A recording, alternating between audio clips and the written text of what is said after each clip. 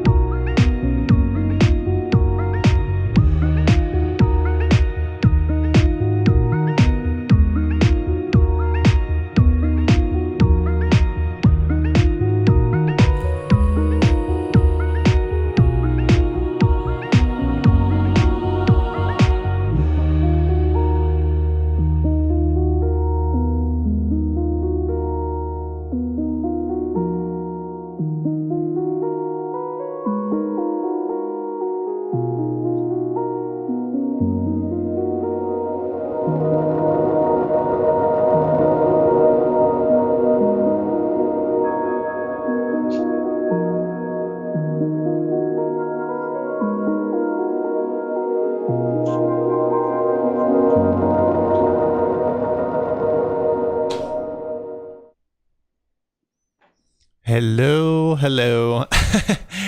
Welcome to another live stream. I am here talking again to Maria Sylvester. Thank you for coming, Maria. Thank you for having me. So, I'm sorry everyone for the little the little pop-up on the corner of the screen, something about Florida. I was like, why is that on the live stream? Oh, I saw that. I was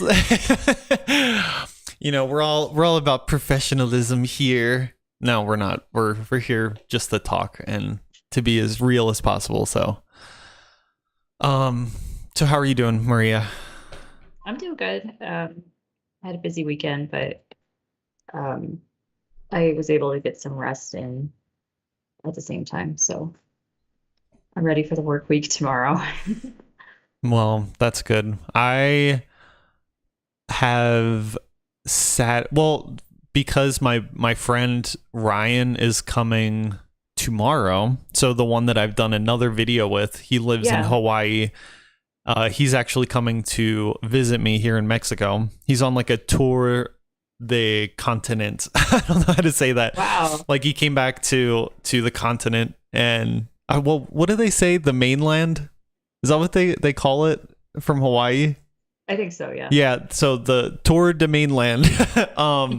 So we went home and then he's coming here and then I think he's going to a few more stops. But so for the past 3-4 weeks, I've been working on my days off so that I could have free days this week.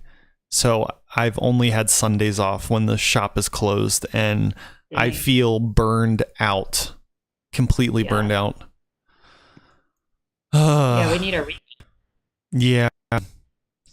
So, for the people who are tuning in, hello, welcome. Please feel free to chat all you want. I'm keeping an eye on it. I think Maria is too. Maria's in the chat. Yeah. She's in the chat and she's on the live stream. And so if you have any comments or questions or anything that you want to say or talk amongst yourselves, feel free to use the chat. This is a conversation between us two, but it's also with you guys. Like if I could have, that'd be difficult to do. Like to have a conversation with everyone who shows up, but that's kind of the point, to get as close to that as possible. Hello, Chelsea. Is that a friend of yours? I think so. Yes, it is. Okay. That's her dog in the profile. Hi, Okay. Chelsea. Okay, good. And what else did I want to say? Oh, and then if you're coming in after the live stream, you can leave your comments down below. You can ask your questions down there or whatever, and Maria or I will answer the questions. We'll keep an eye on it and everything. And as always, I don't just go through all of the comments. There's a setting on YouTube where you can review all the comments before you publish them. So anybody who makes a comment, you have to allow it or not. And that's, I don't like that because it kind of, I'm able to control what message other people want to say. And I think it's always best, not unless it's like, you know, something violent or something like that. I'm not gonna delete it. I'm not gonna be like that. If people who want to make comments and look like an idiot, I allow them to look like idiots in front of everyone. So we have a interesting discussion for today that's very general and can go a million different ways. So that's why I wanted to do a live stream, because it's more like a natural conversation and we don't have to have like our talking points that we have to do and then and make a 20-minute video or something. So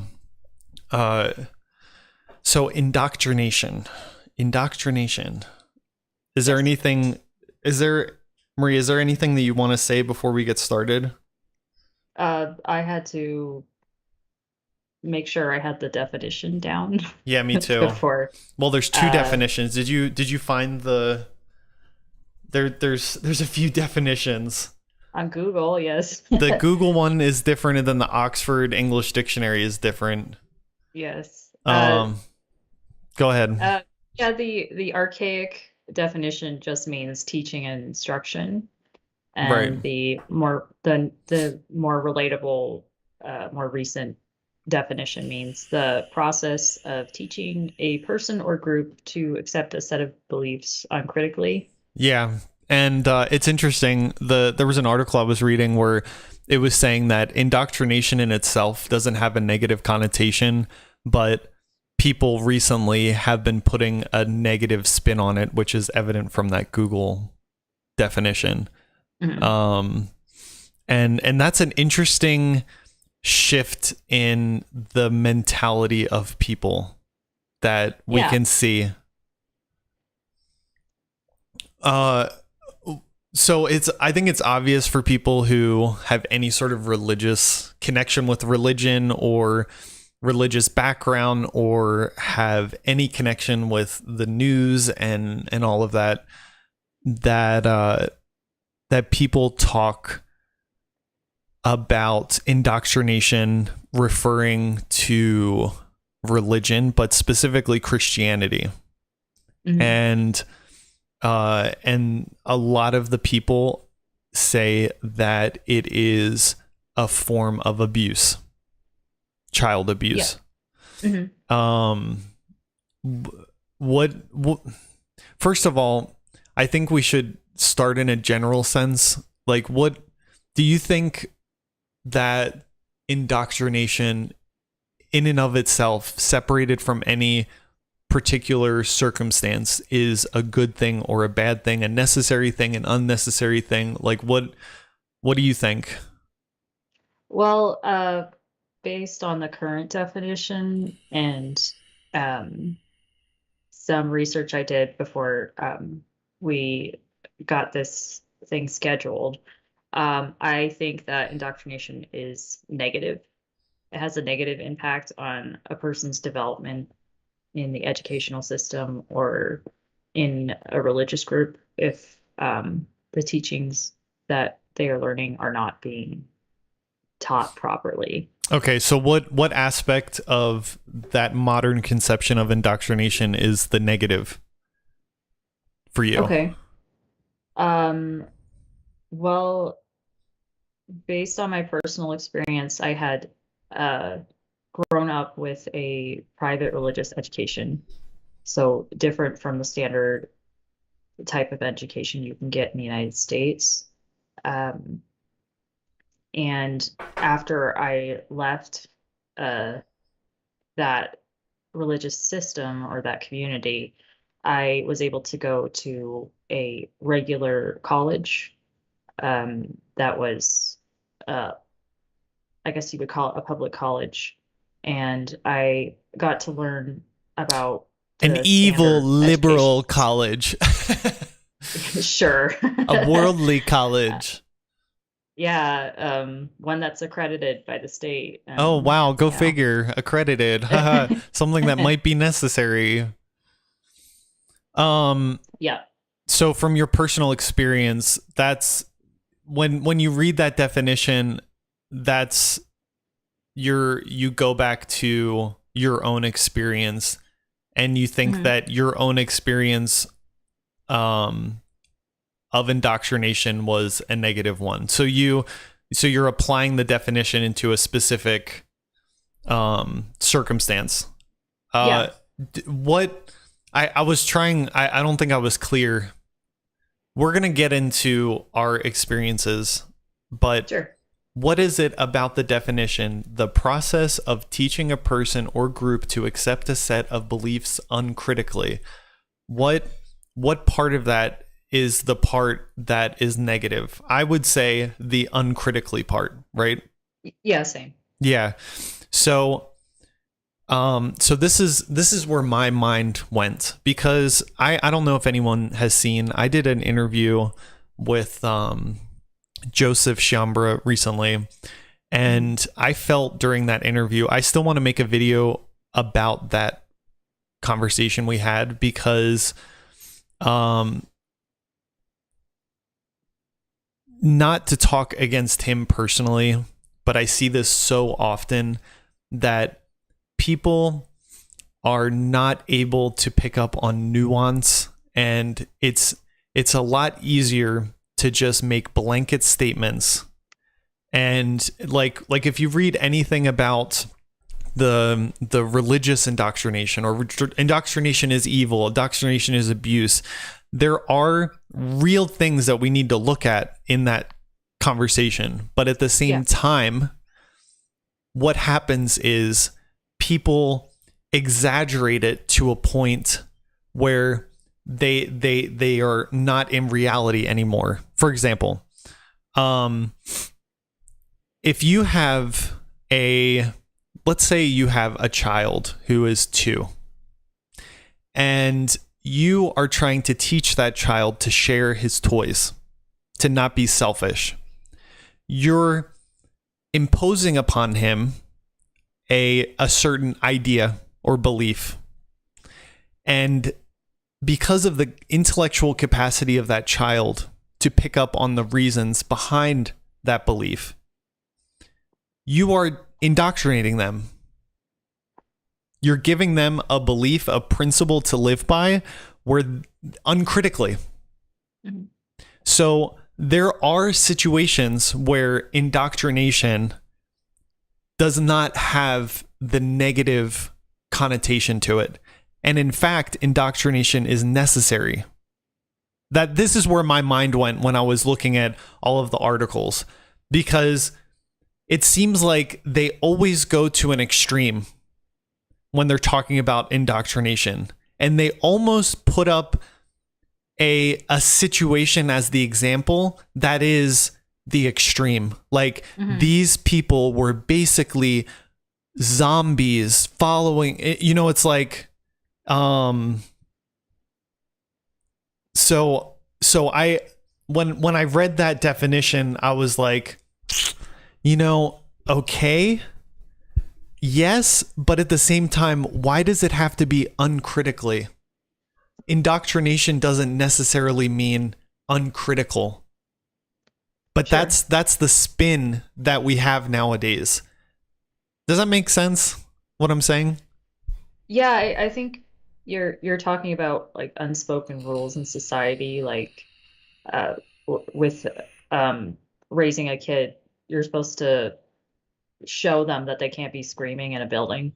Um, Yeah. I'm just thinking of like if a toddler's having a meltdown at like inside a public space, it's on the parent to teach them not to do that.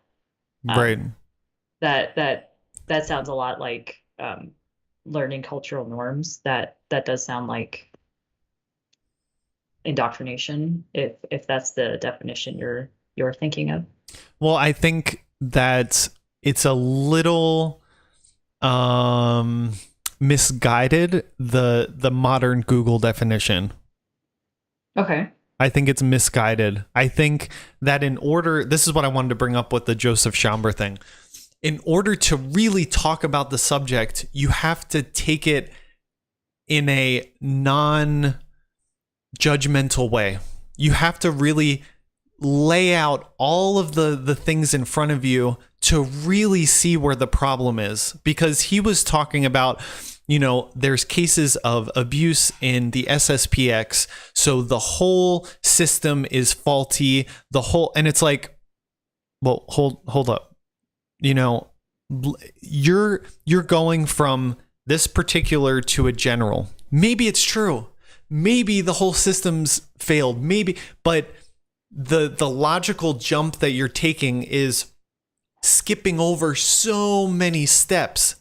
And just because you were abused, just because you know somebody, just because you have this connection, you've seen a bad side, there's just this jump that's happening that for me is not satisfying. I'm not satisfied logically resting in that conclusion without going through the process and without seeing all of the facts as they actually are. Because maybe that is the conclusion. I'm not saying that it's not. I'm just saying from what I've heard people say online about it, it's not satisfying for me. Sure. That's it. All right. Goodbye, everyone. No. No. So let me see. Where is it? Come on now. Okay. I looked up have you ever looked at Quora? I think you have to have a membership. Oh, maybe I have a membership. I do. I have an account. Okay. I guess I had to. But on it, there was a question, is indoctrination always bad? If so, how can we resist it? And I thought we could read a few and see what happens. And I'm gonna see if I can okay. I'm going to okay. Good. Here we are on Quora. I don't know. You can't see exactly on the stream the top, but it is definitely Quora. Okay. So, is indoctrination always bad? If so, how can we resist it? So a lot of it goes to religious indoctrination, because I think that's the common experience of people in the world in general, especially in the US, that there's some sort of religious connection. So I did see, I think people put in, oh no. Okay. I think this was the one. Indoctrination, I'm reading this one. Indoctrination that is not a lie is not bad. For example, you can be indoctrinated on how to use a computer or how to drive a car. You were not born with such knowledge. You have to learn it. On the other hand, you are also born with the ability to think for yourself. I think that it is innate for people to want to be their own boss. Okay, whatever. Indoctrination implies learning from instructions. You usually do not object to receiving instructions on how to do something, but instruction on how you live your life, that is another matter entirely. Mhm. We are moral beings, and that means we are obligated to come up with our own instructions on how to behave and what to think. We are not puppets. Of course, there is a sinister indoctrination, which is employed all the time in this world to try to get others to behave a certain way, irrespective of their best interests. It is called propaganda. Okay, this is just this guy's opinion. I'm not promoting particular usage of words, but anyway. What is really bad for the future of civilization is that people are often accepting of propaganda instead of doing their own thinking. It can be the curse of democracy. Okay. What do you think of that? Well, I think it goes back to critical thinking. You, I don't believe that people should just accept societal norms or rules within their workspace or their community or their church without examining it from their own perspective, because sometimes those norms are not healthy or moral. And just because a group can complain, they can claim that they have moral superiority, that doesn't mean that they're perfect or that all their practices and opinions have to be accepted completely without examination. I agree. I agree that I think there's a lot. I think this is part of being human. You see it everywhere that people are followers. People I don't I don't know if it's just specifically this time, but you can look back and see just the mob mentality that is splattered through human history. That people just follow certain ideas, certain movements, ideologies, and it seems like they're not even human anymore. They've lost that critical element, and I think it's even more common now that people don't have that perspective on life. The fact that it's even possible for them to be indoctrinated in, like this guy said, a sinister indoctrination. I think that's a good way to say it, like something that's malicious, manipulative. But people don't even realize that it's possible for them because the focus of indoctrination is on religion. So if you're not in religion, then you're free of indoctrination. You're free of that possibility. Do you get that sense? I do, and it's indoctrination doesn't just go towards religion. It doesn't just apply to religion. It can be political. Um, there's those business pyramid schemes, those MLMs, Yeah. that counts as indoctrination. There's a lot of applications to it. Yeah, I agree. What do you think as you were explaining that the before when you were explaining the critical thinking, and what do you think is, how is someone who has been indoctrinated into a particular belief, how is it possible for them to have the tools given within that scheme of that perspective in order to be critical of that indoctrination? Does that make sense? Like, how did they do it? How did they say, I'm being indoctrinated? I think well,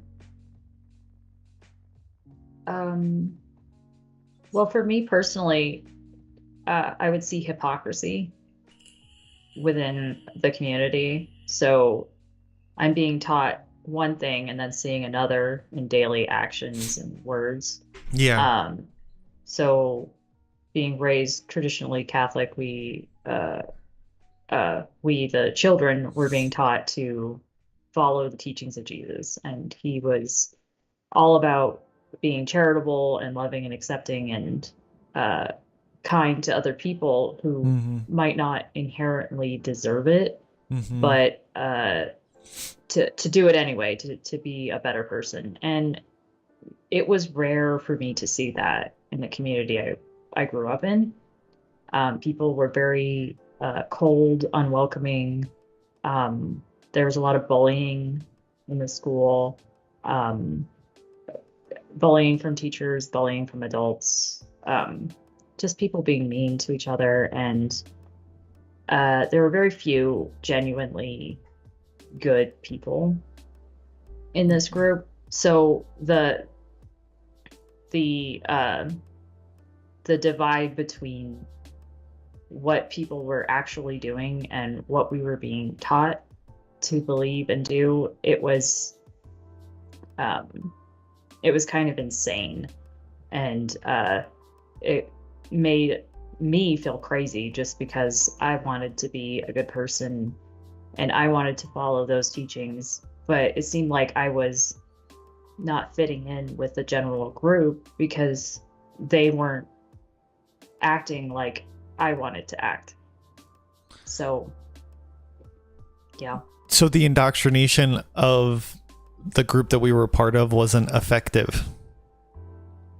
I felt like,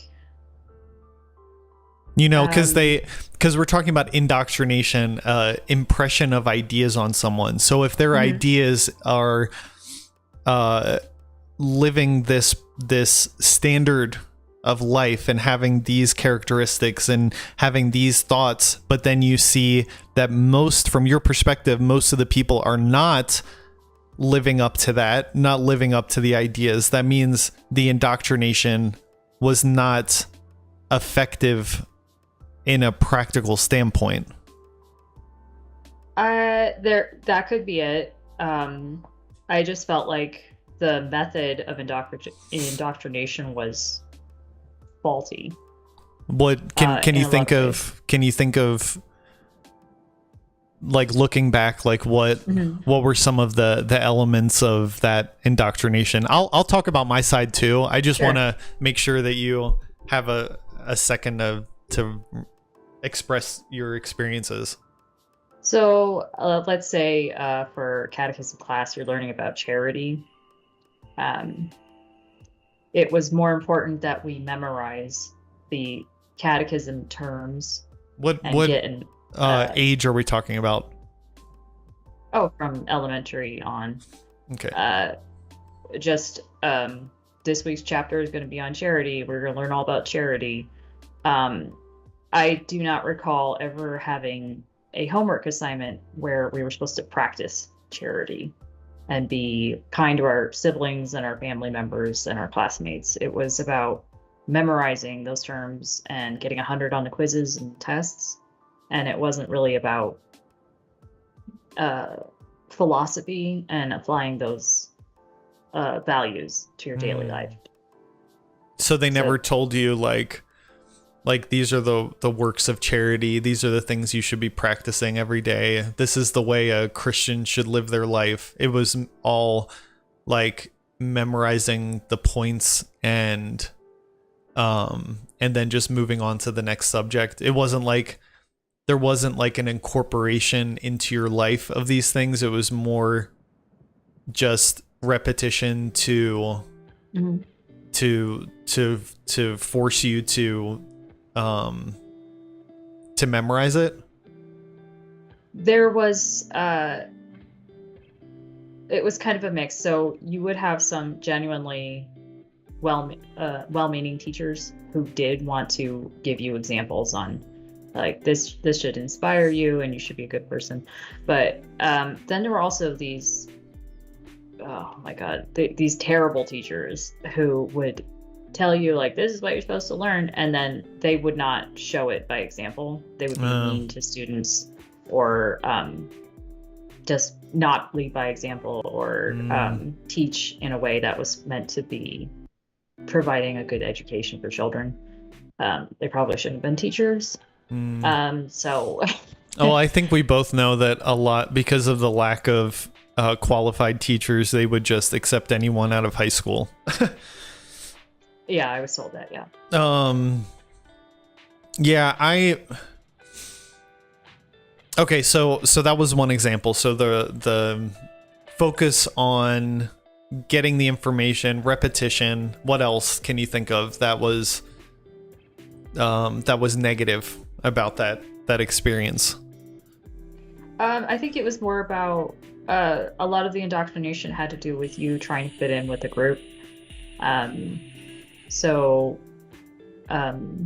within groups like this, you would be bullied if you didn't fit in. An obvious example would be girls not following dress code.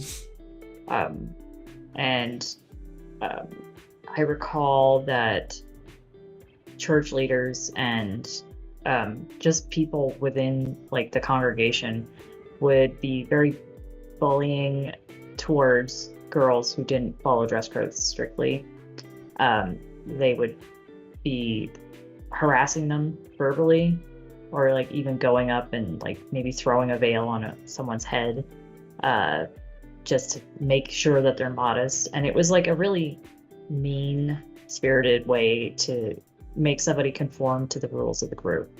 What do you think the difference would be between that and, say, the dress code for the military?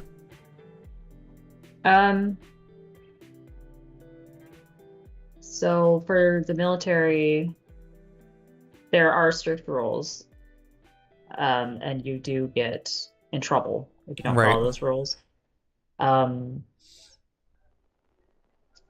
It's interesting. Sorry if anyone can hear the loud. It's Mexico. There's a lot of people that go by with big megaphones selling stuff.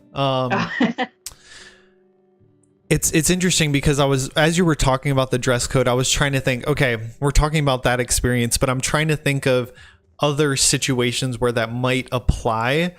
And I was thinking, okay, obviously in the past, like there was, even in the public schools, there was a strict dress code.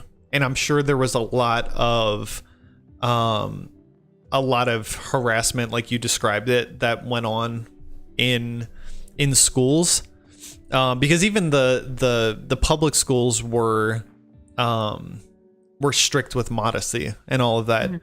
Probably just because of the moralistic, puritanistic background from the United States. But then I'm like, why are we comparing this to the military?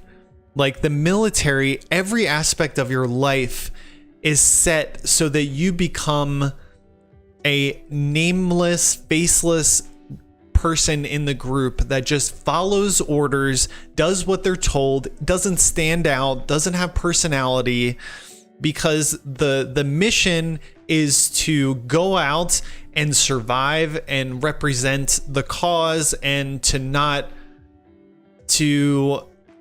see yourself really as an individual anymore. And it's like, yeah, in the military, that makes sense.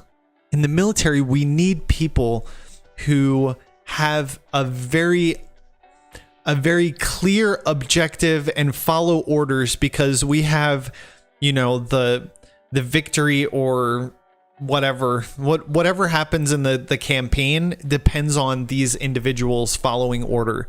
So that makes sense. But it's like, why is that type of, Tasha just put in Soldier of Christ. Yeah. Why? Oh yeah. Why is it that type of perspective is placed upon the religious schools from our past in the SSPX? Why? Because I will tell you, you had your experience as a girl. I never went to a SSPX school until college. There was a dress code, but it wasn't the same. But I don't know if you know anyone or you've heard of what happened at the boys' schools, the boarding schools, that it was harassment. It was like a military school. And yeah, my brother went to boarding school. Well, there you go. So you know exactly what happened, how the priest there, I almost said his name, would treat the kids and make them feel like dirt if they didn't dress the right way, if they didn't. And it's like, okay, I see that you want people to slowly start becoming conscious, individual, responsible, professional citizens, and like you want to train them in the sense of give them routine, give them structure, that those are all really good things. But from my experience, from what I've seen when I went to visit or what I've heard from there, it's like it went to the extreme that we see in the military. And in the military, like I said, that makes sense. It makes sense in the military because of what they are and what their purpose is. But in a place that's supposed to be creating a rational person who is a complete person, who is able to think for themselves and make good decisions, apply these ideas, not just follow orders, but to take these ideas, incorporate them in their beings, and then act in a way that reflects those ideas. That's not the way to go about it to that extreme. No, I think it's detrimental to child development if someone is in a school like that, because they're not being taught how to think critically, think for themselves, learn and take in information and apply it to their life. They're just learning to follow orders without thinking about it and follow the rules so that they don't get harassed by their teachers. And that rule of fear does not make somebody become a well-developed person. I really don't think so. And my brother never liked how that school was ran, and he had a really bad experience there. And I'm kind of glad that he didn't get his diploma from that school. What can you think of anything that he, from stories that you've heard? Well, it was just that the boys didn't really have a lot of free time, right? Just to have downtime and relax. It was always, you're on a schedule, you have to be doing something. Yeah. And I think if you're at school and you're also living at school, you should have enough time to read or enjoy yourself for a bit. But it was really regimented, and they often didn't have enough time to make phone calls home to their family. And I think he was telling me that there was only one phone available for them to call back home, and it was like a phone booth, and it was like a literal phone booth in the building. And then if you're somebody who is homesick, you express that to people, which is a normal feeling that anyone has, then you're seen as a wimp, as a baby. Yeah. Because you're in the end of middle school or I think they started middle school there. But, well, I guess, yeah, at St. Mary's, they have boarders from middle school too. Mm-hmm. So if you're in that age or high school, you're expected to be a fully developed young adult and just have all your stuff together and not be a baby, Yeah, but they're still kids. Yeah. And I would never send my kid away to a school like that. No, I mean, not unless I knew for sure that it would benefit them. I knew exactly what was happening, exactly the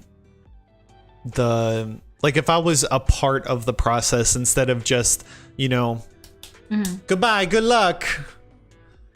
But that's kind of part of that societal structure, no? That you give your children over almost to these people who are not qualified. There are qualified teachers and there's good teachers, like you said. Yeah. We had an English professor who actually left the college because she was being harassed for being too liberal. Yeah. But she was my favorite teacher. She taught literature. I think I just said that. And she was opening our mind to different things that weren't crazy, that weren't worldly or liberal, but just showing us through literature how to approach the world and how to learn and all of that. And she was seen as a feminist because she wasn't married and she was a working woman, and she didn't have the points that they're looking for. And she wasn't a docile person. She was a very strong woman, and that intimidated the priests, I think, to have someone like that, because I remember she told me that she went up to the priests and was defending herself against them because of some of the things the other women teachers were saying about her, and so she was only there for 1 year, for my 2 years that I was in college, and it was a shame. But well, that's terrible, because you can't really win if you're a girl in one of these groups, because if she had been married, there would have been a problem with her not being a good enough mother, because she's also working as a teacher. They'd be like, well, you're supposed to be available to your family, your kids and your husband, and you probably shouldn't be working at all. So even if she wasn't single, I'm sure there would have been a problem with her being there as a female teacher. Oh, and then the priest wouldn't have even talked to her. He would have gone to the husband and said, take care of your wife. She's causing a problem. You know how it is. You know how the system is. It's crazy to think it, but that's what it's like. I just want to put, Chelsea said a little bit ago, I think that questioning and critically examining your surroundings can be frightening. There is a safety and comfort for people in blind acceptance. That's true. I think a lot of people are more comfortable following leaders who tell them what to do rather than think for themselves, because it takes a certain amount of brain power and I guess backbone to have to constantly think for yourself. And it's easier just to follow what the group is doing or follow what somebody's telling you to do. Well, yeah, even if it's not that type of, maybe if you're not even conscious, this is what I think. From my opinion and my experience in the SSPX, I don't see most people with malicious intentions.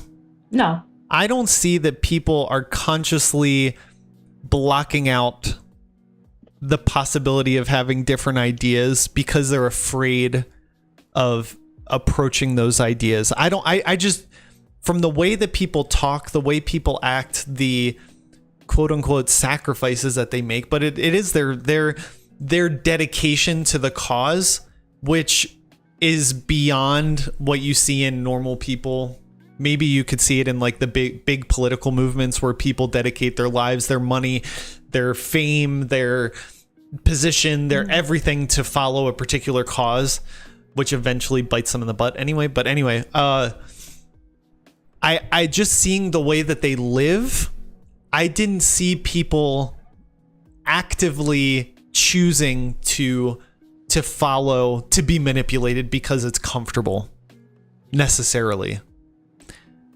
I found people who were in an environment, like in a bubble, like in a fish tank type of thing. Maybe they put themselves there, maybe not, maybe whatever the situation. Maybe they grew up from a tadpole, not a tadpole, whatever. But they grew up in there, and maybe they in that environment and are surrounded by people who are all doing the same thing, remember how good that felt to be in a place where you didn't have to worry about agreeing with people on the basic level. Do you remember that feeling? Oh yeah, it felt comforting to have. Yeah, it was like the same. You don't even have to worry about disagreeing on these fundamental things. It was like you were taking like an extra leap to another level with people automatically just because you had this connection of being in the society, the SSPX.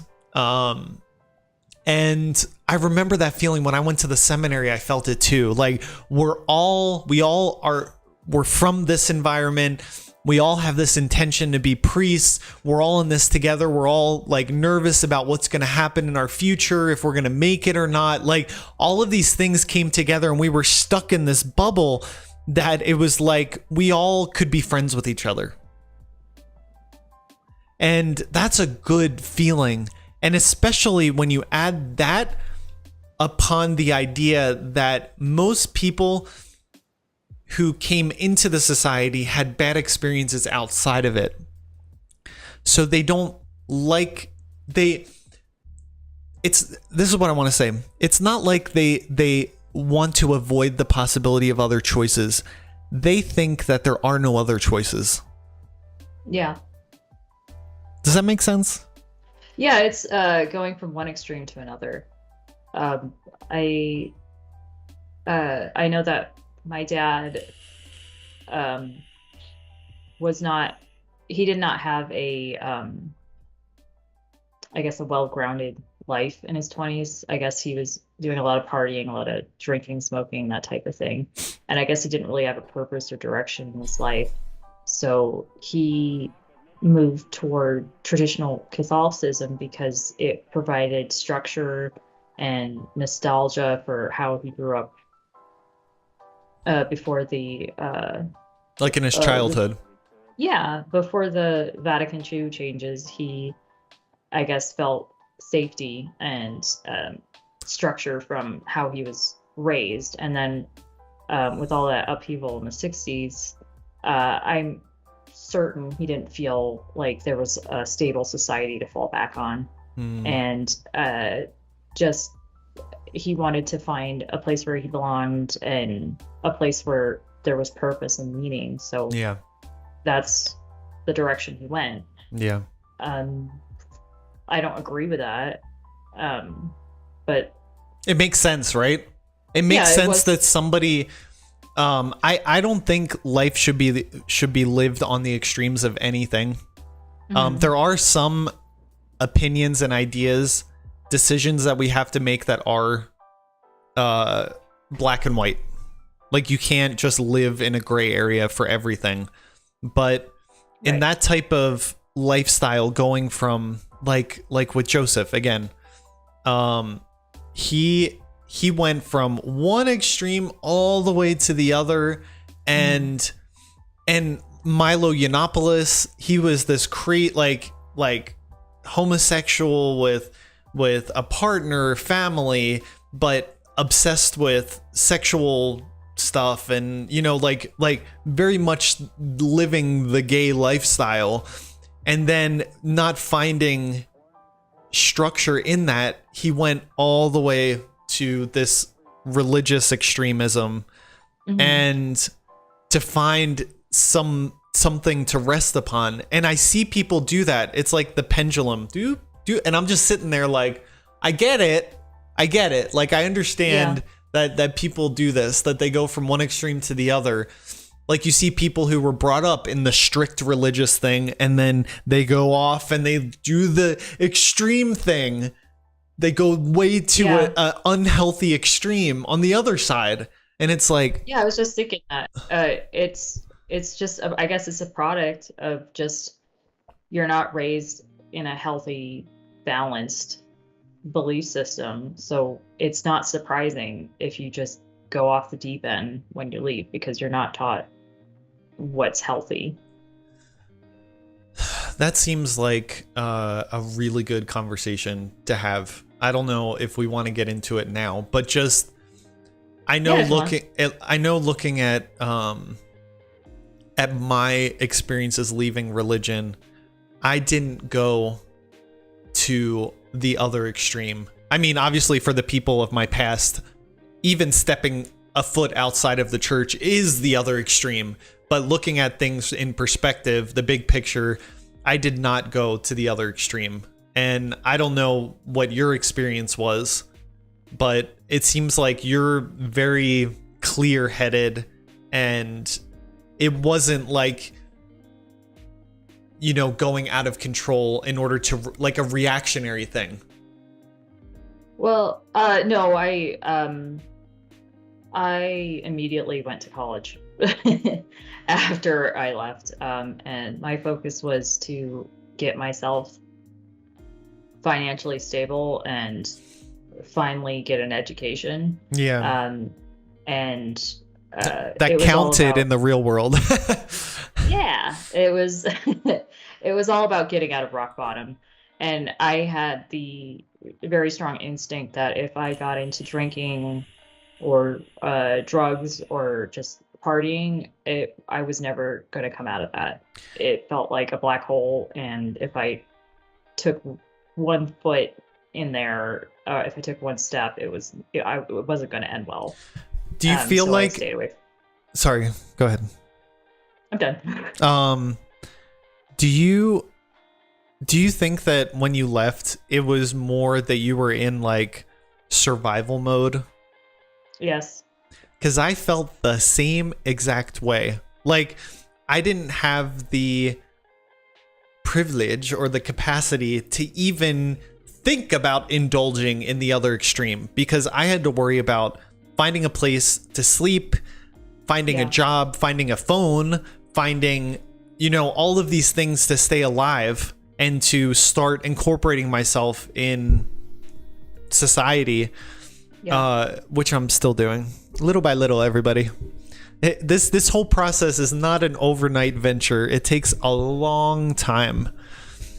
Even though sometimes, and this is what I want to get at. I think because I'm thinking about religion, people who grew up in religion and were brought up in that very strict environment. I think when we leave, we're looking for that same security immediately. And if we don't find that, if we're looking for that, that's where people go off into different extremes, different ideologies, because they're looking for, even if it's chaos, there's some sort of structure in chaos. I know that doesn't make sense, but if you are living the party life and you have all of these examples, like I'm talking about from my perspective with the gay culture, look online, look at the influencers, the gay influencers, you see a certain lifestyle that they live and you're like, that's it. But their whole life is chaos. Their whole life is without boundaries, without limits, indulging, all of these things that before were detrimental to my life, my soul. But, all these people are doing all these things. So in that chaos, it's like, I know what my purpose is. I know what my goal is. My goal is to not have limits. My goal is not to force myself into a box. And that does give a certain semblance of structure that could give people that feeling of security when it's obviously not, and that's never gonna be that's self-destructive. So but I see that same thing. That's why when I was describing this before, it was like a pendulum, one extreme to the other, that people are looking for the same thing on both sides. But I didn't do that. I knew that extreme was not going to make me happy, and I knew that because of my past.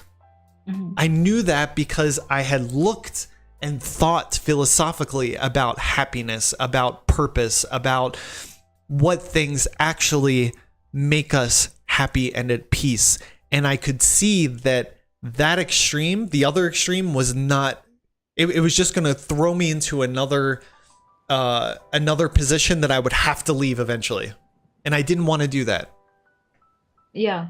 It's, I would argue that, like hookup culture or drug culture, partying culture, it's surface level happiness, surface level fun, but it's very dark and chaotic under the surface, because I think a lot of people are using that as an unhealthy coping mechanism with how they live their life, and they're not really addressing stuff that they're dealing with or that they've experienced, and they're just putting off the inevitable of having to face that. So their whole life is just spent dunking their head underwater, pretty much. That's my opinion. And I've always had the sense that even if I'm not happy in the moment, if I'm doing something boring, like studying for my exams instead of going out on Saturday, I'm doing something with purpose. So even if I can't be happy, at least I'm doing something with purpose, and I'm trying to live my life peacefully and with purpose.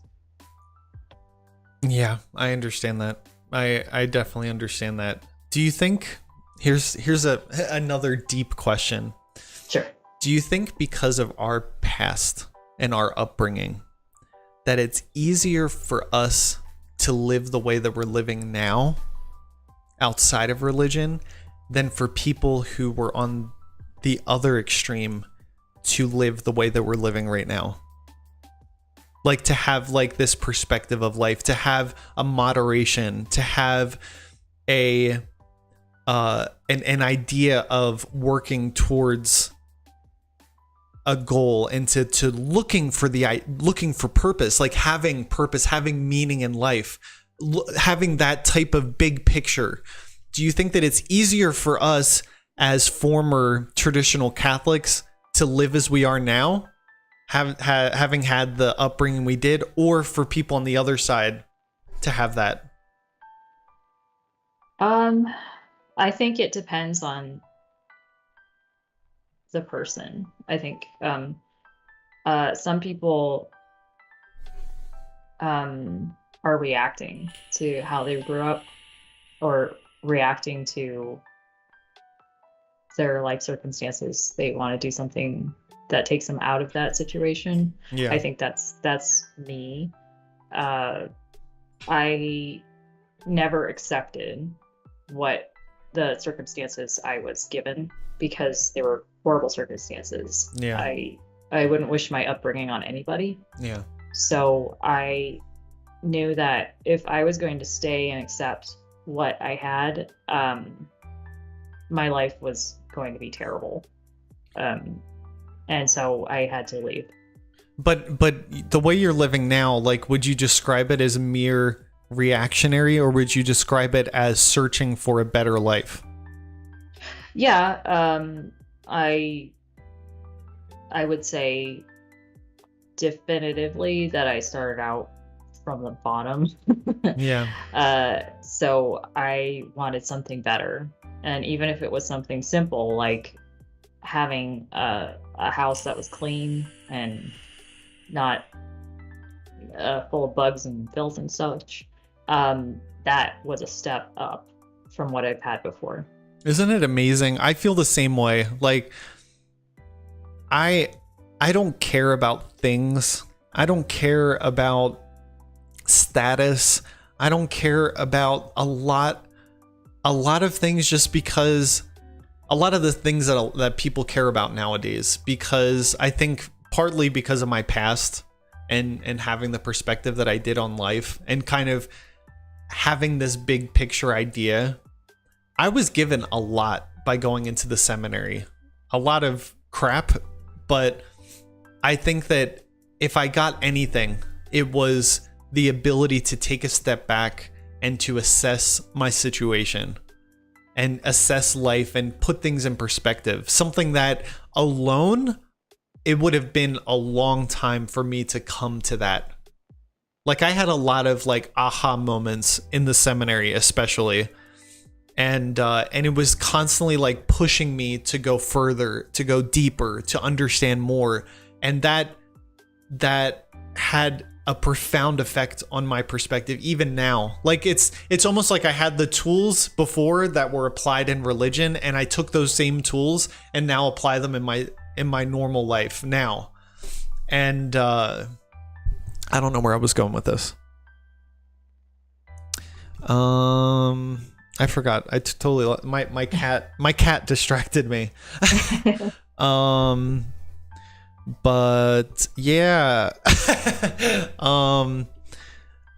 Yeah, I totally lost my train of thought. Well, that sounds a lot like my older sister. She went to the military, and I think that her military training and military culture, it really helped her strike off on her own in a lot of ways Yeah. because um, one aspect of military culture is discipline, and she was able to get an education for herself and uh, basically start a new life for herself. Yeah. And that that was a good thing from her military background. This is something that would be interesting going back to indoctrination. Like, it seems to me that like I was saying, you were saying with your sister, and for me looking back at the strict life that I had, having that, like, some of the core ideas or the core trainings that I had have really helped me in my life profoundly. And I see people on the other side who kind of, they have their own ways of living based on a set of beliefs that were given to them, and they're not critically thinking about them. That's obvious looking around.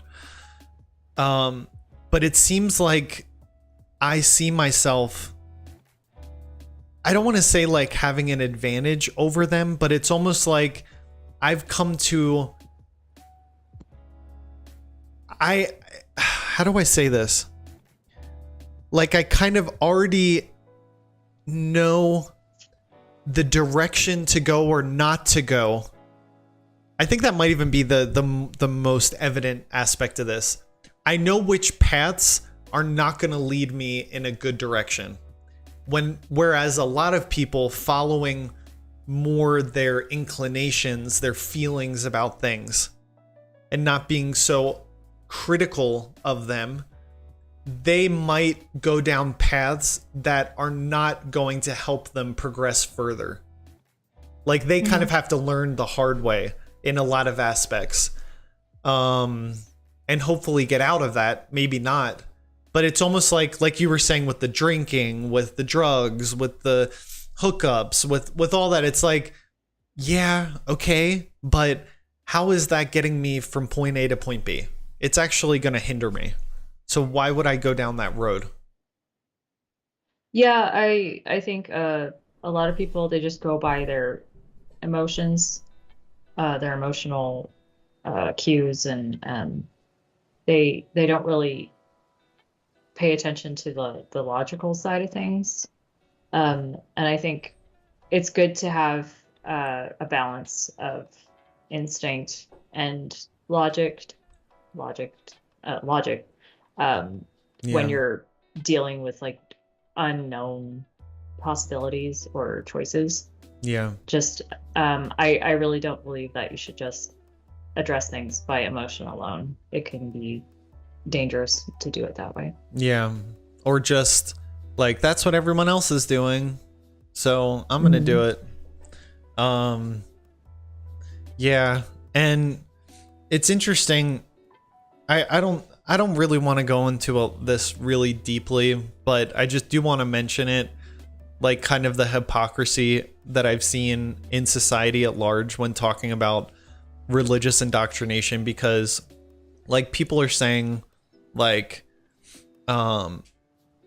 with the whole thing that happened in Florida with the bill that that the media has called the "Don't Say Gay" bill, which is already putting it in it's giving like verbal cues for people to react in a certain way, because they know if they say something in a certain way, it's going to cause a reaction against something.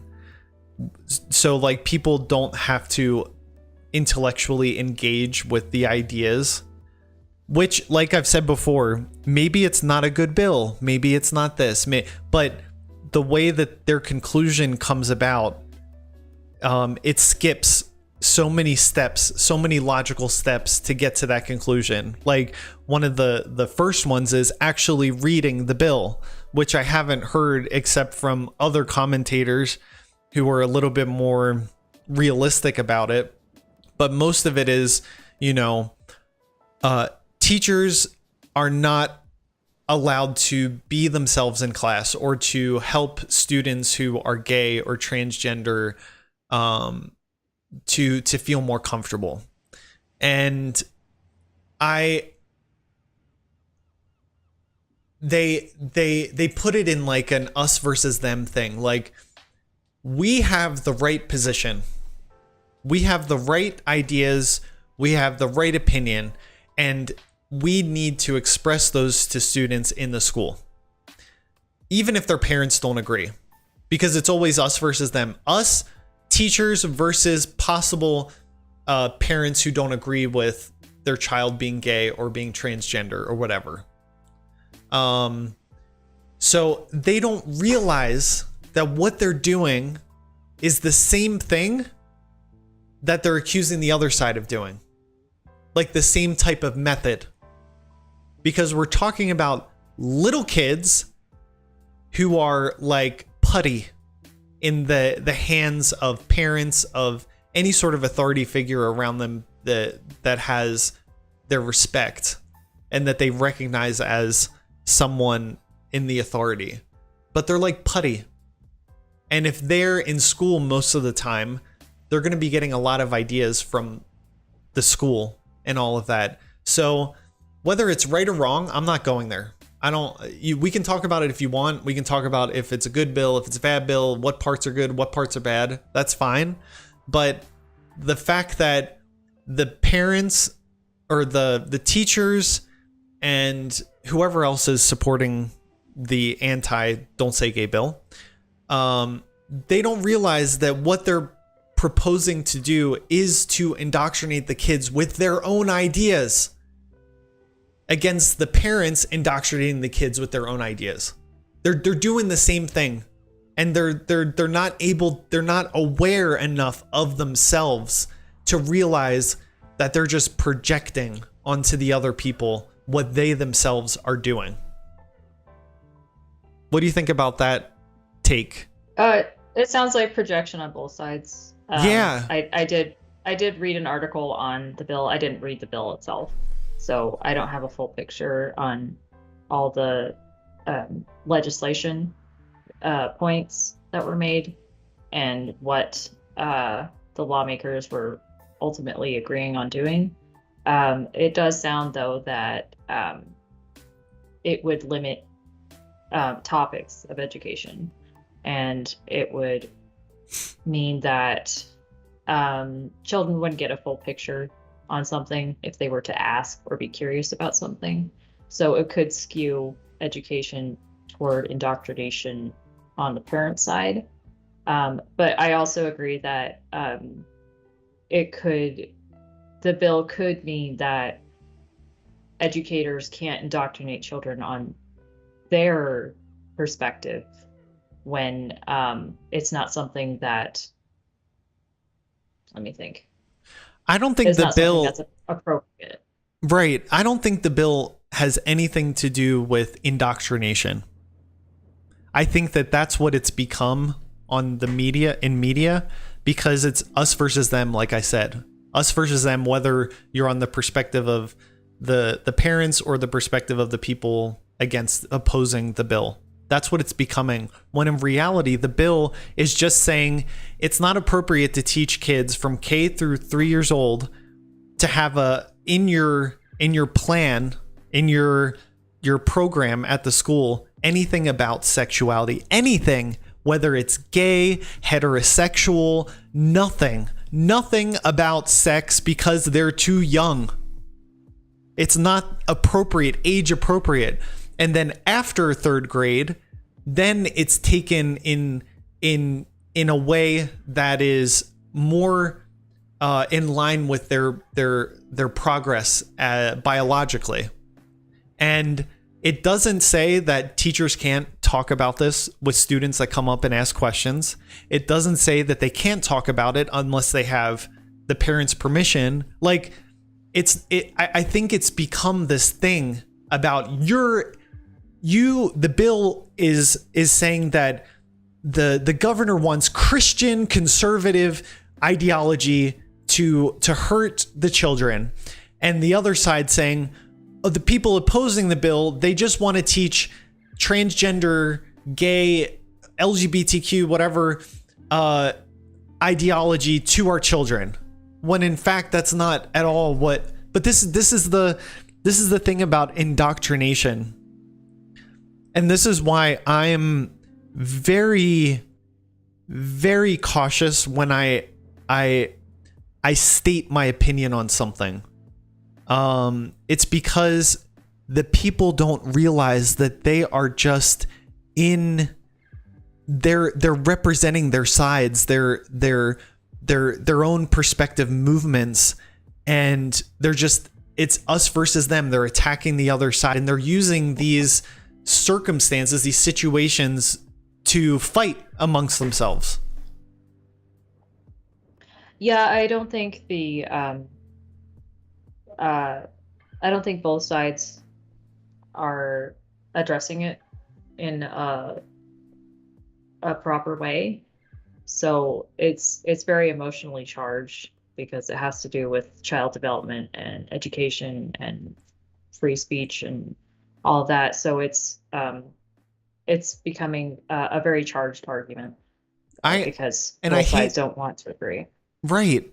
And it's like, pick any other arena that you want, but just leave the kids out of it. Let the children be children. Like, don't look at this bill being passed as a victory for conservatism, or a victory or a loss for the other movement, or it's not even there. Like, if you want to talk about the slippery slope that next year they'll do this, next year they're going to do this, this is just the beginning. It's like, okay, maybe, but then when the next step comes out that is crazy, then that's where we look at it logically and attack arguments of the thing itself, and not create this, like, it's that whole thing, like in religion, that I had in my head, this whole like spiritual battle between the angels and the demons, and every little aspect of your life, whether important or insignificant, became this like eternal battle for the victory of your soul or not. You know, it's like, and it's just, it makes people lose contact with reality. It really does. Yeah. I don't know.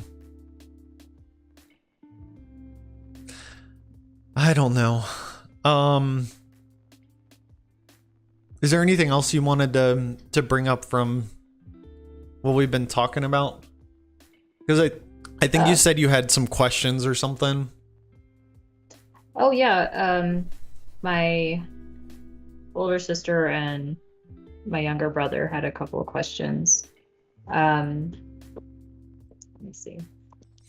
Well, let's talk about them. Okay. And remember, anybody in chat can ask questions as well, or comments, and we'll address them.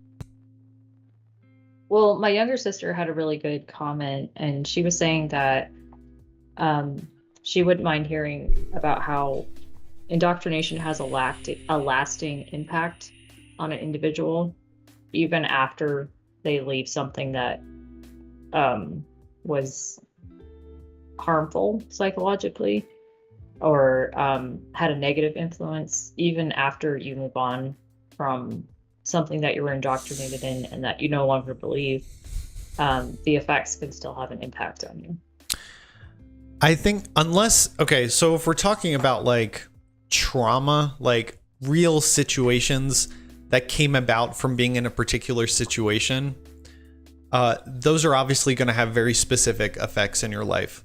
But if we're talking specifically about being in an environment where you were manipulated and you followed like a robot, you followed your programming, I think, like I was describing before, were people who leave the bark of Christ. You know, they leave the ship and they're searching because they have become so used to having the answer at their fingertips, to having people around them to give them advice, to see the example of other people, and, you know, having this community, this that whole environment is something that when you leave, I don't know about you, Maria, but for me, that was a horrific experience to just kind of be, set adrift.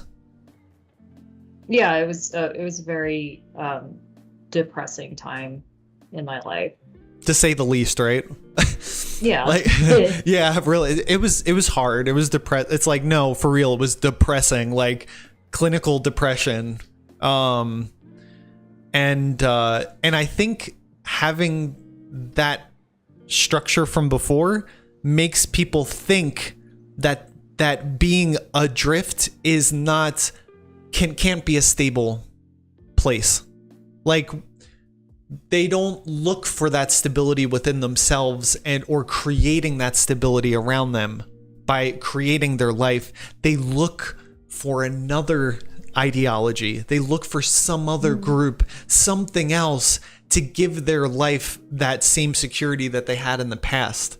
So I think that just from asking that question, that was the first thing that popped into my head. And you see it all the time. Like even the people who are anti-religion, just all of the people who have left religion online, most of them, it seems like they all say the same things. They all use the same language. They all have the same tactics to attack religion. And they're like, and it's like, oh, they've found their purpose in life in this community, this online community where your purpose is to attack religion. And you find support.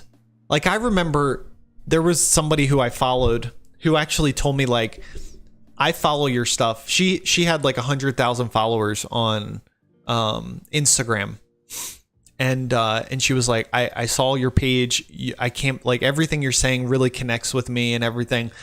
So obviously I followed her, and she said something about misogyny or something. And I made a comment. It wasn't against what she was saying. It was like opening the door to a conversation that wasn't as black and white as she proposed. I wasn't saying anything against her. And in front of her 100,000 followers, she said, "You as a white man commenting on a post where I use the word misogynist, that's really funny," or something like that. And I was like, oh, I get it. In the public eye, in her community, these are the words she has to say. This is the way she has to act towards whatever the language is, the scheme is, the structure is. She has to follow that in order to maintain her status. But privately, in DMs, she can say all these other things. I was like, I think that's what happens, and I understand it. I understand that people don't want to feel shaky on their own, walking on their own 2 feet for the first time. But in order to find that stability, you have to build up your muscles. You have to start walking. You have to work on it to get there. And it's not an easy process, but I think most people just fall into that same thing, looking for the same thing in different aspects of society. Yeah, I agree. And that example you were giving just reminded me of there's like a group called the body positivity movement, and originally it was for like all kinds of bodies, like disabled, amputees, overweight people, but it's kind of been taken over by just overweight people, mainly women. Yeah. And they talk about how society's against them, and how people are fat phobic, and how the medical institutions are against them because they're just making up theories about how being overweight can cause health problems. Yeah. So it's very much like a cult movement. And For sure. so even if somebody is not doing well, if they're overweight and they're like a spokesperson or a leader in this movement, they can't lose weight because apparently losing weight if you're overweight makes you fat phobic Oh man, now. look at what they did to Adele. Yeah. Yeah, there was a lot of talk about Or, that. Yeah. there was a funny thing that happened with Lizzo. Yeah. She went on some sort of cleanse, and she lost she lost weight. She wasn't eating the normal food that she eats or whatever, and she felt so, she's like, I feel really good. I feel really good for doing this cleanse and losing some weight. Like, I just feel really good.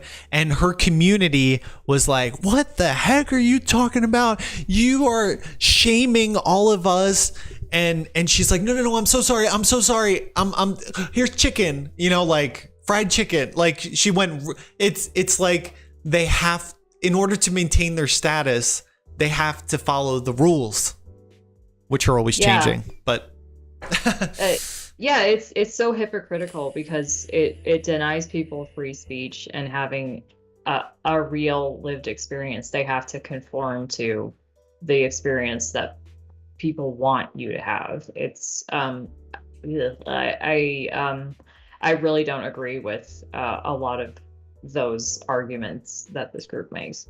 But why is it Uh, easy for us to see this? Why is it evident for us when we look at those types of communities and to see that they're just doing the same thing?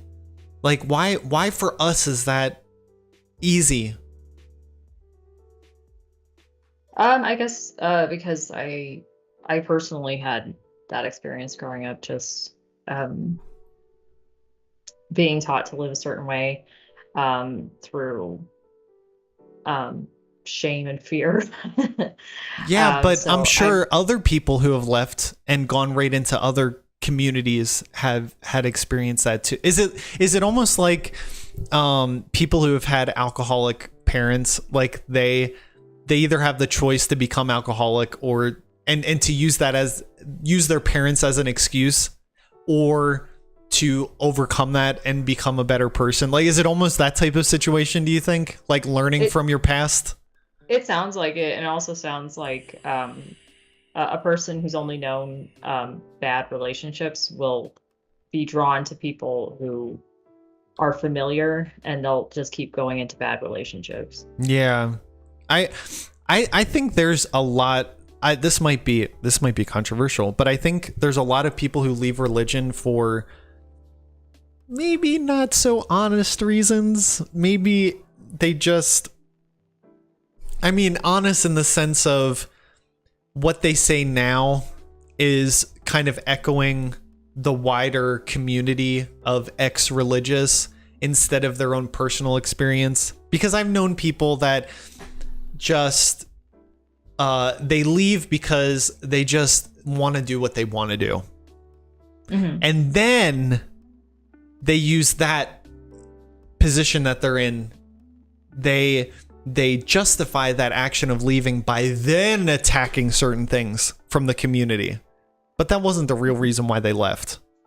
Sure. I Yeah, I think you can spot somebody like that pretty quickly because they're not coming from a good place when they're um, uh, making fun of conservative Christians or anything like that. It comes from a very sour uh, emotion that's just what I see. So Yeah. I usually don't like listening to what those people have to say because it feels surface level and not constructive.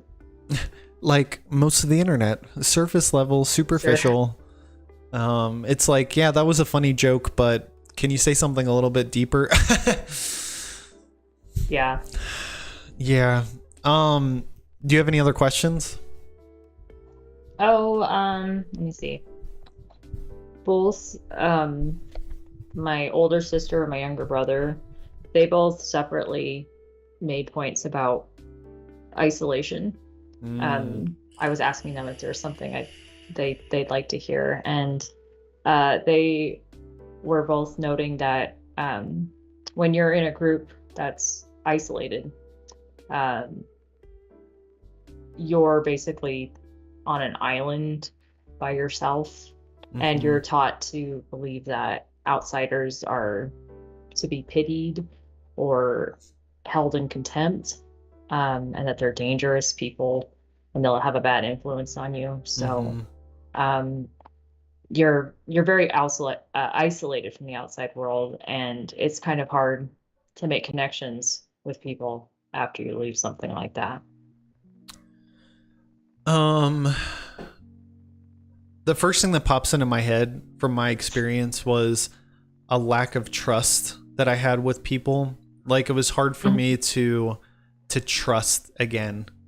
And I know that sounds kind of cliche, but it was something that I didn't pick up on until years after I left, that the way I behaved with people, it was like I was on guard. I left and I wasn't afraid to meet people. I wasn't afraid to get out there. But the second I smelled anything that resembled hypocrisy, or like if I was confused in any way about something, I would just cut them out of my life. And it was so easy for me to do that. I never, thank God, I never lost the natural inclination that I have to be open. Like, I never closed myself off completely. I was still open and willing to engage with people, and still open the possibility of having a real connection with someone. Very honest with people, very, I had that was going for me, and it wasn't something that was destroyed by my past, which for me is a part of who I am. So it didn't completely destroy me as a person and who I am. But yeah, there was definitely that insecurity and that quickness that I had to just cut people out of my life. Like, you're not worth it. I'm not going down this road. I'm not playing games with myself. And it was bad because I think I might have cut off people before giving them a real chance. Before investigating, before really getting to know the other person. It was, like I said, even getting a whiff of some possible something happening in the future. It was like, you're not worth it. Goodbye. Well, sometimes that can be a good thing, because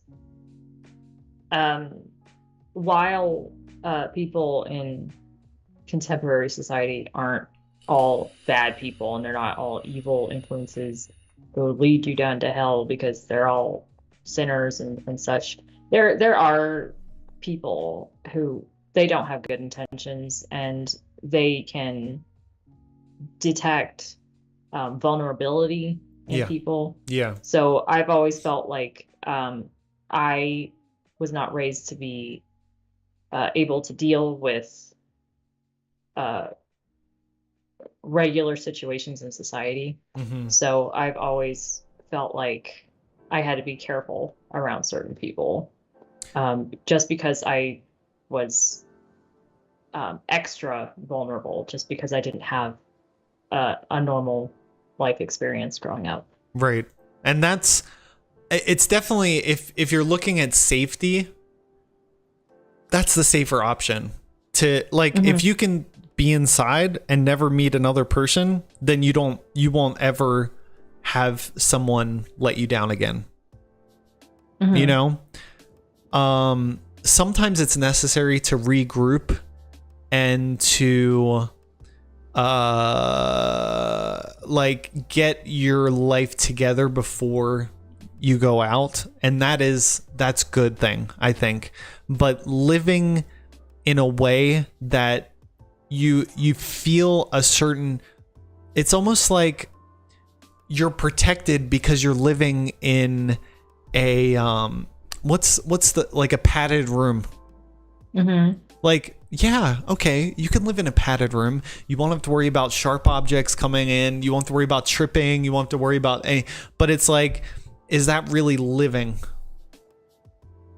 it's necessary in some circumstances, especially after going through what we went through, to kind of give yourself some space to figure things out and not have any distractions, because we are in a very vulnerable position.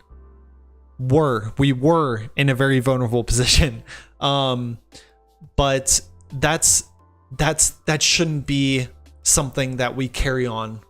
That shouldn't be, right. Because yes, you're avoiding possible bad situations, but you're avoiding good situations, fulfilling situations that are going to expand your life and give you a more full life than you would have being alone. So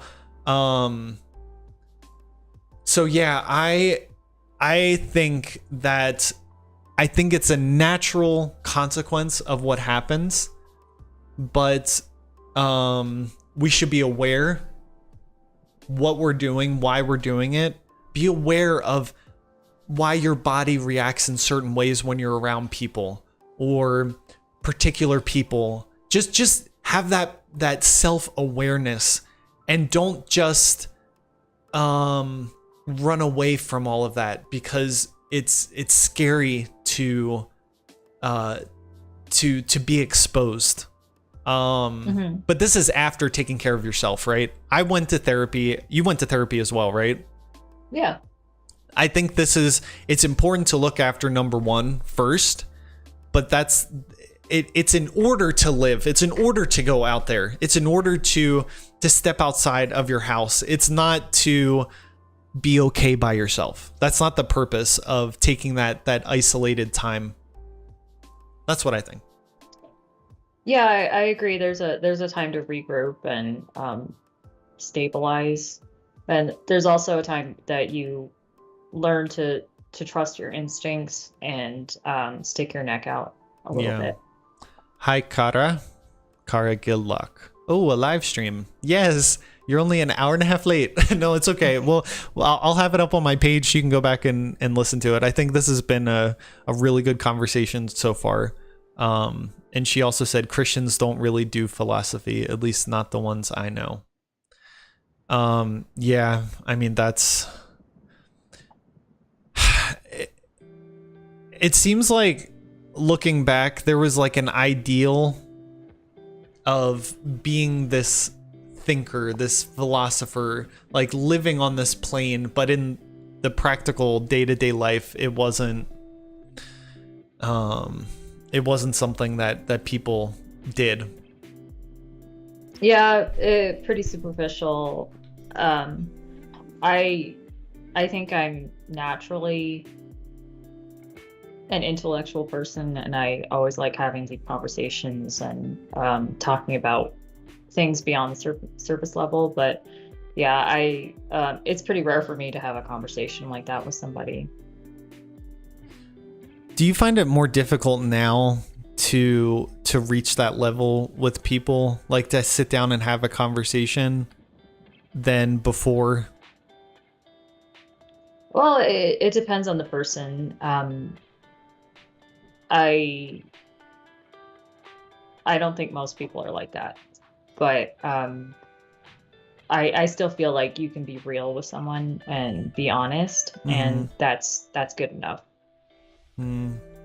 I sometimes feel like I tire my friend and my boyfriend out by like my perspective on things. Like we'll watch a movie, like we went to go see Batman, and I was like, oh, but like this happened and they added this aspect, and did you notice they were focusing on this? And like I was talking about not just like a movie critic type of thing, but like trying to look deeper into the message and how they're changing the idea of superhero and all of that, and how that can be applied into our lives, and how this is a perfect movie for our times. And they're like looking at me like please give my mind a break. Well, I feel like the creators of the movie had to consider that so they can get their messages across. So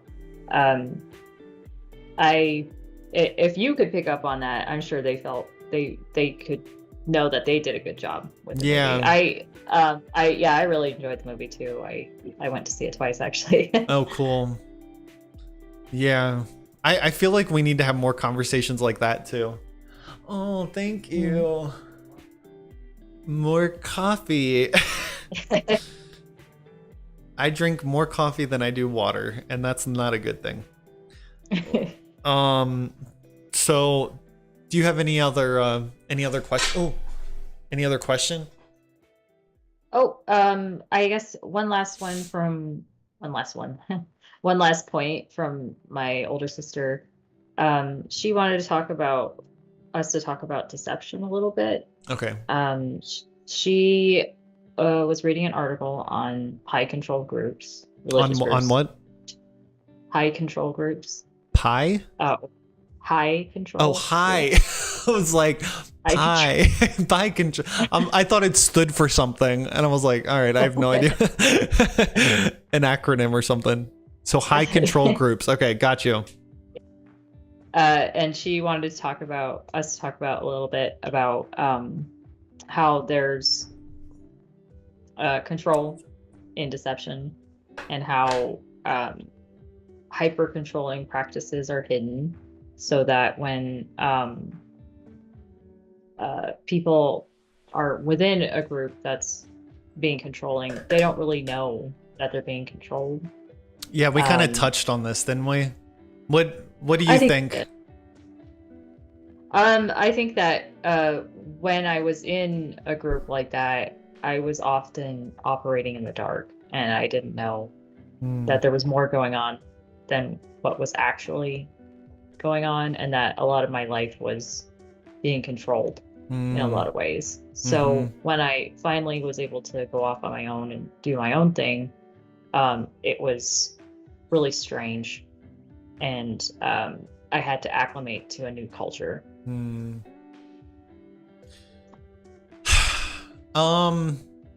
Well, the church that we went to was a mission church, so we didn't have a stable community around it. We were kind of living our own lives, and then on the weekend we would go and have some sort of community thing. So I feel like in a lot of ways my upbringing was a lot more it was more in perspective with what was happening in the real world, because we were living every day in the real world. And so I don't necessarily think that I was growing up in the dark, but I definitely took those ideas and made them my own, given to me from religion. And I did, there was definitely a barrier between us and everyone else. Yeah. And but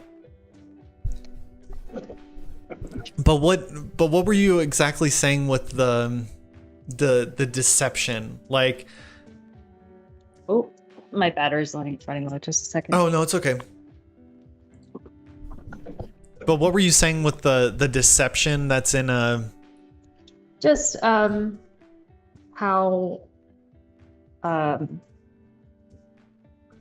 there's surface level, like, well-meaning in a group like that. So yeah, this is for your own good. These opinions and practices, they're supposed to help you be a better person. But the sense I get is that it's more about control than anything else. Okay, about control. Well, there's definitely it's so nuanced, isn't it? Like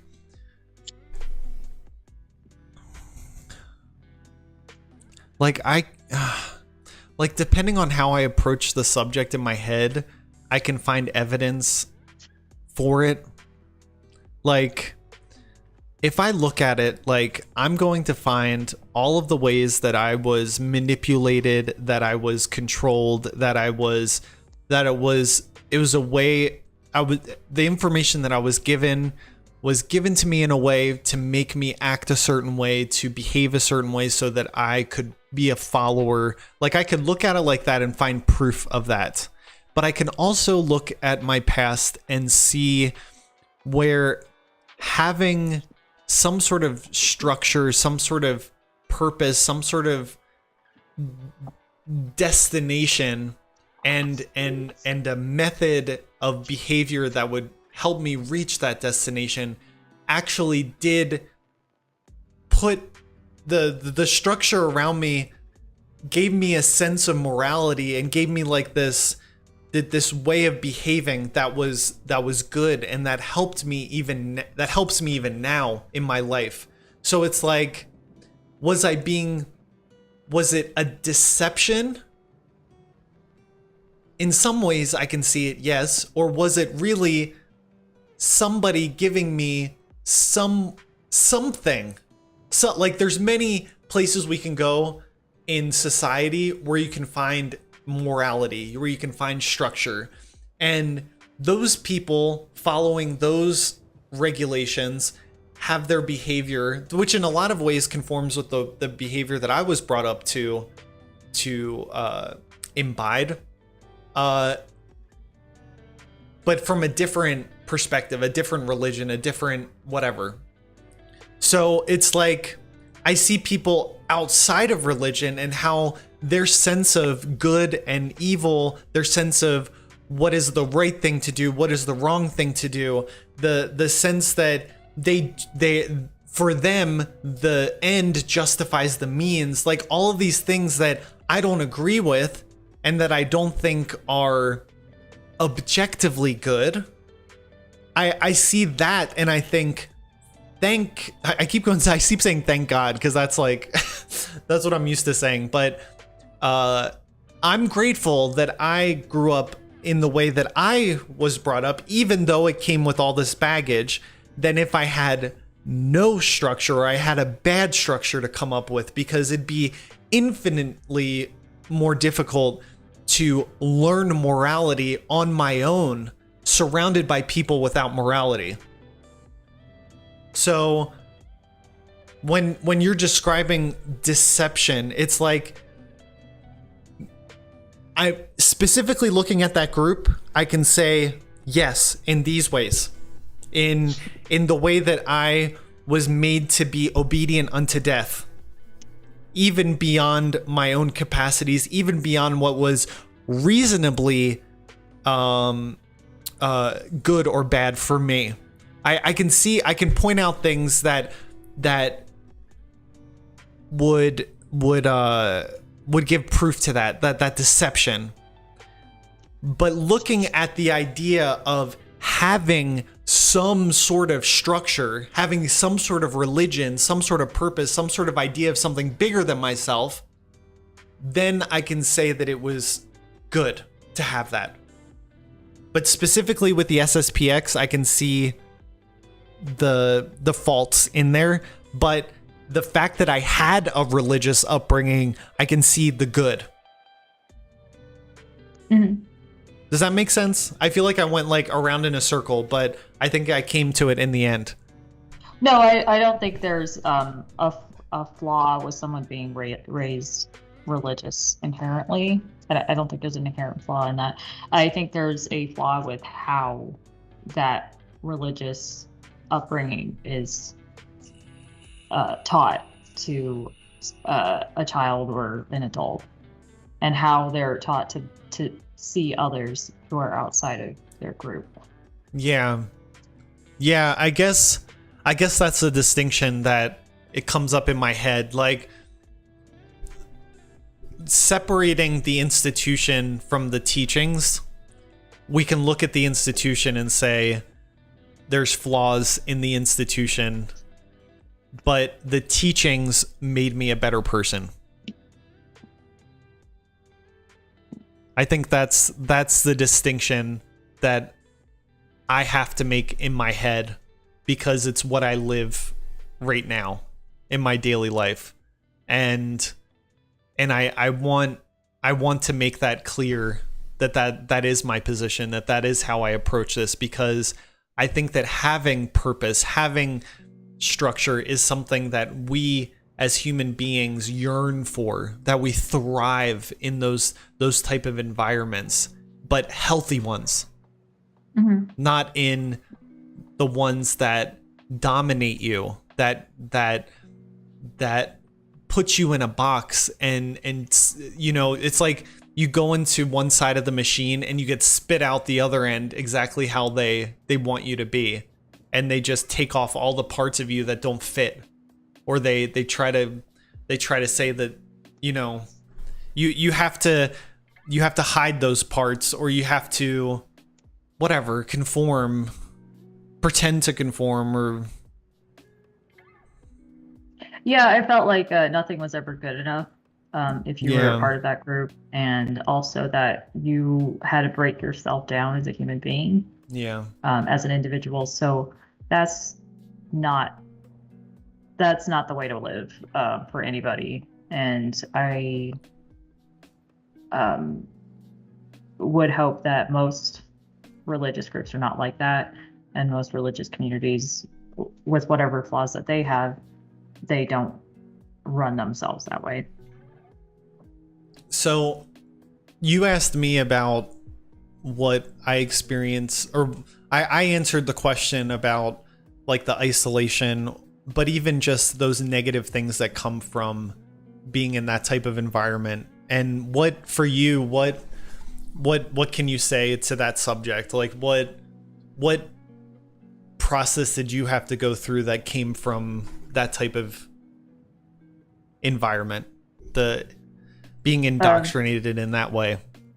Well, I didn't have a proper education, and I wasn't taught to think for myself or think critically. I was taught to be a conformist and follow the rules pretty much, and not explore those reasons too deeply.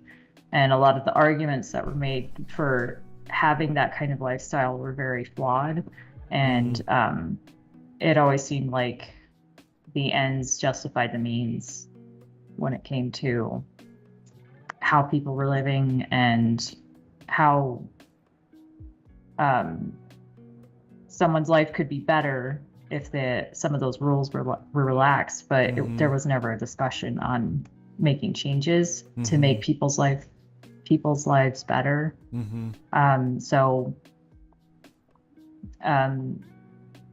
It took a lot for me to, I guess, deprogram from those beliefs once I was off on my own. And I still have knee-jerk reactions to things that I was just conditioned to respond a certain way. For example, I had to dress modestly my whole life, cover up my body all the time. So I'm not dressing that way anymore, but sometimes I get incredibly anxious when I'm around men, because I don't want to be objectified by them or perceived like an object. Because before that was your focus. Yes, and I was perceived as an object my whole life. So I have to remind myself that not all men are like that, and looking at me like I'm a sexual thing. Isn't that funny? Like, we were taught like boys have a natural tendency to treat girls like objects. Don't be like that. And girls, you have to look out for the boys who have this natural tendency, so that so that they don't see you like that, because it doesn't feel good to be objectified. But it's like, in saying that and in focusing on that all the time, I'm sermon after comment after parent talking to other parent, it was just nonstop about the modesty and sexuality and all of that. That in doing that, it almost makes people think that's all they are. They only are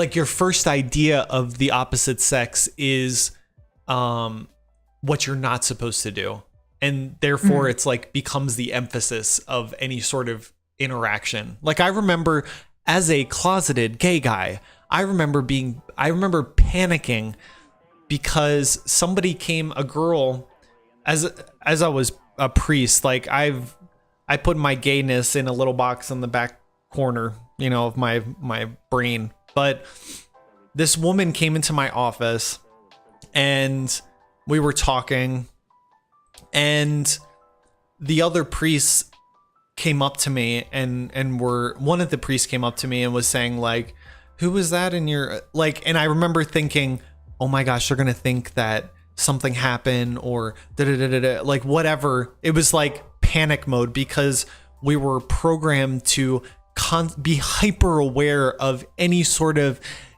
occasion of sin, even. Yeah. And it becomes an obsession and it warps your perception of reality. Yeah. So I understand what you're saying. Yeah, normally if if there's a meeting, a one-on-one conversation between a man and a woman, it's not considered inappropriate. It's normal.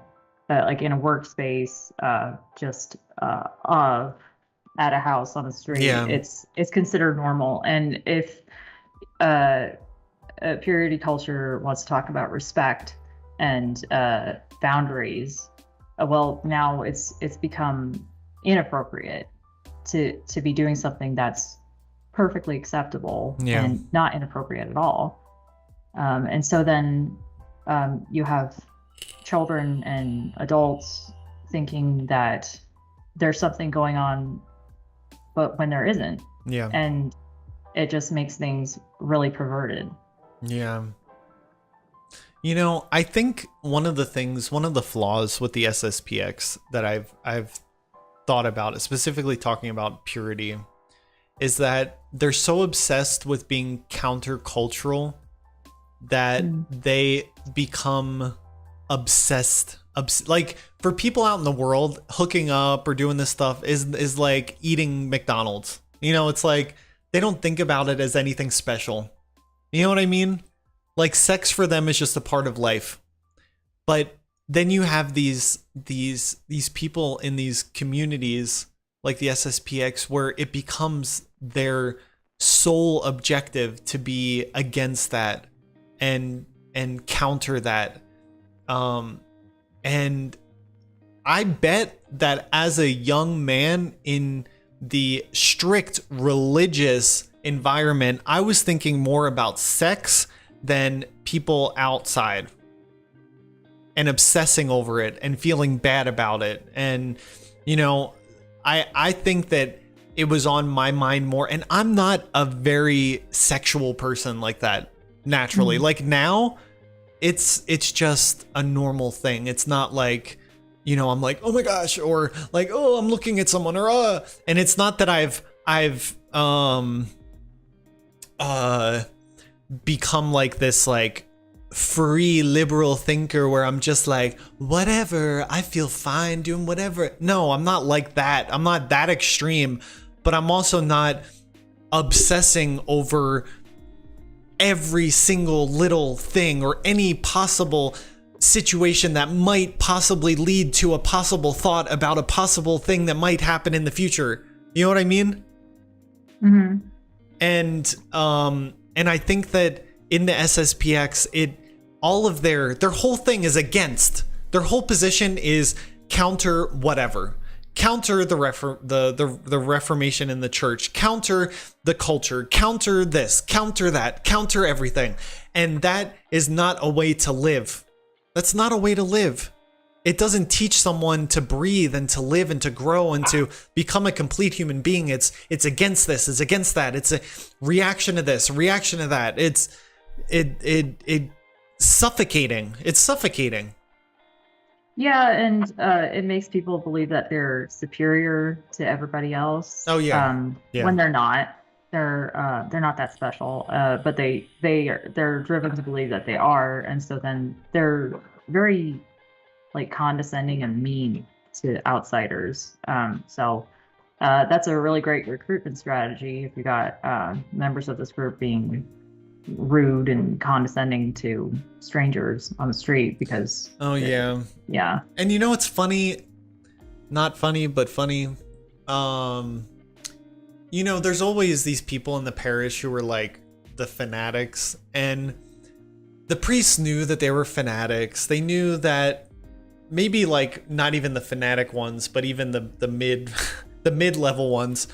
You know, if someone knew, let's say a girl comes into church with her friend who's a member of the church, but she's wearing jeans and a spaghetti strap, and she doesn't know that she needs to put the headscarf on and all that. You know, she comes in and it's like vultures come at her and try to cover her up.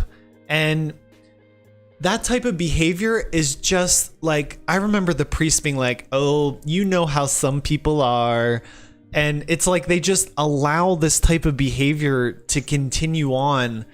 And like, oh, you know, that's just Miss So-and-so. She's always doing that. And, oh, I tried to stop her. But, you know, it's like, but what are you teaching that's causing this type of behavior? But even not the people who do that.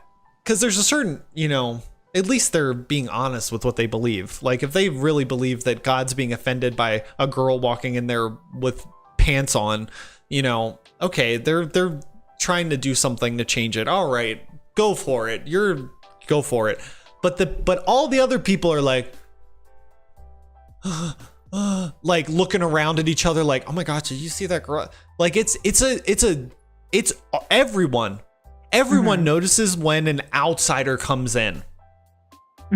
And, you know, some people are nice to them, but so judgmental. I remember being judgmental and having that perspective on like, oh, they don't know any better. Yeah. Yeah. I don't know. Is there anything else you want to add? I feel like we just scratched the surface. No, that was I think we pretty much covered all the points that we talked about earlier. Yeah, and then we had our own experiences and ideas. And if anybody wants to watch the conversation that we did before, I'll put on the description to the video, to this live stream after we finish and it goes up on the page. I'll put a link to that video that we did so you can watch that, which is more of a personal video where we go through your past and your experiences and everything. This conversation, just like our friendship, is kind of like we're moving past that, going into more talking about subjects than just, you know, going over the past every time. So it's not in my thoughts every day. So. Yeah, me neither. It's important for people to hear it, but it's not healthy to just go back over and over and over and over again. Like, oh, poor me. It becomes that. It sounds like that after a while. You know, when people online, they constantly just go over the same subject, and it's like, okay, it's fine, it's good, and maybe they're not at the point of moving past it, but it's, you know, like is this how you're gonna live the rest of your life? Like just feeding off of these bad experiences? Or like we're doing right now, are you gonna come together and talk about something else? It just tells me that they haven't moved on yet. They're still dealing with it, and I am pretty much moved on at this point. I'm just living my life out here. Yeah. I don't wake up every morning, my eyes snap open, and I'm like, oh my gosh, I gotta think about this. Yeah. It's cool. Good. Yeah, me neither. I'm just living. I'm you know, just trying to figure things out. I haven't gotten everything straight yet. I'm still learning a lot every day, trying to understand what what I'm doing, but I'm doing things. I'm working towards goals, and if the goals don't work out, you know, at least I'm working towards something. And that's the important thing with life, and after leaving religion, it's not to be stagnant, not to wallow in real trauma that happened, because you might get internet points, you might get people that say, "Oh, poor you," but that becomes very empty after a while, and it's not fulfilling that people think it is. It's not giving life what am I trying to say? It's not real motivation. It's people pitying you. And there is a moment where you have to let people say, you went through hard times, and for you to sit and recognize it and accept it. And that's an important step. And you can't just be strong and grit your teeth and keep going. You have to sit there in your feelings and understand it. But that's not the purpose of life. And to put it in perspective and to move on, it's still going to affect you. It still affects us in ways that we're never going to understand. We are products of our pasts, and we can't help but be that. But I think we're both moving in forward direction, trying to. Yeah, I can't imagine like how my life would have turned out if I hadn't been a part of the SSPX. But that it's just, I guess, frivolous thinking to try to figure out how things could have gone. Yeah. But you know, I've done the work, and I'm still doing the work to make a life for myself, and I got bills to pay. Yeah, really. Yeah, I've got things to do. But it's always good to have those conversations about it, because hopefully it helps somebody kind of pick apart their own thoughts and feelings on things. Yeah, and put things in perspective too, because I know it's not a common thing for people to say, like, that these type of what was the word that the guy used? What was the word he said? Let me try to find it. He said some type of indoctrination, but I can't remember the word he used. Sinister, I think. Sinister indoctrination. That happens a lot in society at large. It's not just in certain religious communities. Like, we are all capable of being trapped in these type of environments, and it's important that we're aware that that is possible. Even if we left religion, it's not like we're scot-free. Like, be aware. Like I've said this before online on my page and everything, and it's something that I heard every day growing up from my mom. Be awake and aware. And if you're awake and aware of your life, of your situation, of the influences in your life, then that's a like a guide for you to judge what's happening, and to not just be easily swept away and find yourself lost. So, is that everything? Does anyone who's watching want to add anything at the end? I think most people were just tuning in, which is fine. Yeah, thank you for the comments that were in the live chat. Yeah, some days I get a ton of comments, sometimes I don't get any, but sometimes people need to sit and think, and then they comment on the video afterwards. So that's fine. No pressure. So Maria, we'll have to do this again. I think we can cover a lot of different topics, and I think it's good this live stream setup.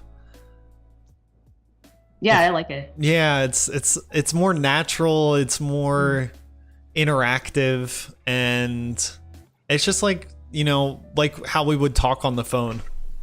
Yeah. Like me interrupting you a lot. I really need to stop that. I'm sorry.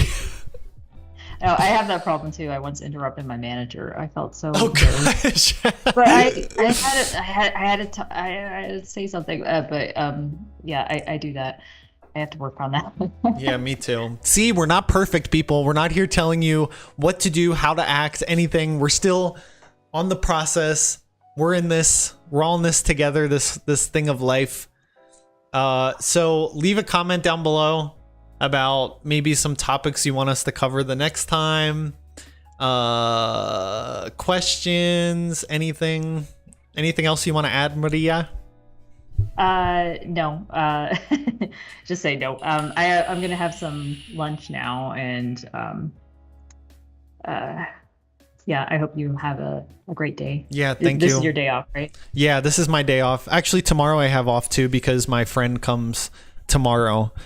And we're going to get this room together. We have a bed frame that we're putting up because there's a mattress on the window to kind of prevent the noise from coming in. Oh. And so we're going to get the room together, clean a little bit. But I also just want to spend time with my boyfriend because we both work so much and we haven't really had a chance to just sit and talk and stuff. So that's what I'm going to be doing today. All right. Well, I hope you have a good day. You too. And thank you so much for doing this. Yeah, thank you for having me. It's a challenge sometimes. It's stressful, but it's good. It's good. All right. Goodbye, everybody.